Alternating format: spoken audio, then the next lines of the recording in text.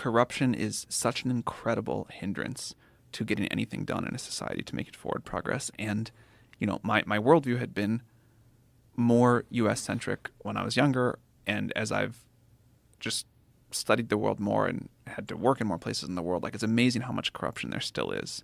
But the shift to a technologically enabled world, I think, is a major force against it because it's harder to hide stuff.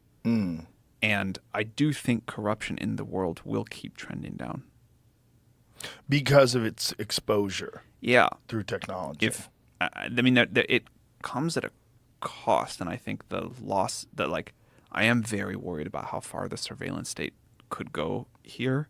But in a world where payments, for example, are no longer like bags of cash, but done somehow digitally, and somebody, even if you're using Bitcoin, can, like, watch those flows. I think that's like a corruption reducing thing. I agree, but I'm very worried about central bank digital currency and that being tied to a social credit score.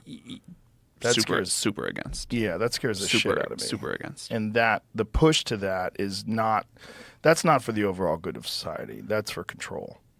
Yeah, I think, like, there's many things that I'm disappointed that the U.S. government has done recently, but the war on crypto, which I think is a, like, we can't give this up, like, we're going to control this and all this, like, that's like, that's a thing that, like, makes me quite sad about the country. It makes me quite sad about the country too, but then you also see with things like FTX, like, oh, well, this can get, without regulation and without someone overseeing it, this can get really fucked. Yeah, I'm not anti-regulation. Like, I think there's clearly a role for it. And I also think FTX was, like, a sort of comically bad situation that we shouldn't learn too much from either. Yeah.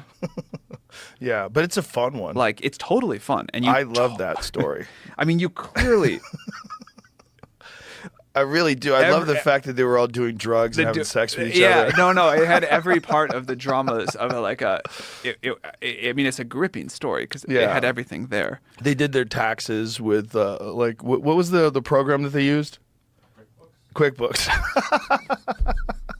They're dealing with billions of dollars I don't know why I think the word polycule is so funny, but polycule? That was what they, like, when you call a relationship, like a poly but closed, like polyamorous molecule put together. Oh, I see. So they were like, this is our polycule. So there's 9 of them and they're poly, or 10 of them, or whatever. Yeah, and you call that a polycule. And I thought that was the funny, like, that became like a meme in Silicon Valley for a while that I thought was hilarious. You clearly want enough regulation that can't happen, but they're like... Well, I'm not against that happening. I'm against them doing what they did with the money. That's what I mean. The polycule is kind of fun. Go for it. No, yeah. You want enough thing that, like, FTX can't lose all of its depositors' money. Yes. But I think there's an important point here, which is you have all of this other regulation that people... And it didn't keep us safe. And the basic thing, which was like, let's do that, that was not all of the crypto stuff people were talking about. Yes. The real fascinating crypto is Bitcoin. To me, that's the one that I think has the most likely possibility of becoming a universal viable currency. And it's limited in the amount that there can be. It's, people mine it with their own computer. It's like, that to me is very fascinating. And I love the fact that it's been implemented. And that at least I've had Andreas Antonopoulos on the podcast, and when he talks about it, he's living it. He's spending all of his money. Everything he gets paid is in Bitcoin. He pays his rent in Bitcoin. Everything he does is in Bitcoin. I helped start a project called WorldCoin a few years ago. And so I've gotten to, like, learn more about the space. I'm excited about it for the same reasons. I'm excited about Bitcoin too.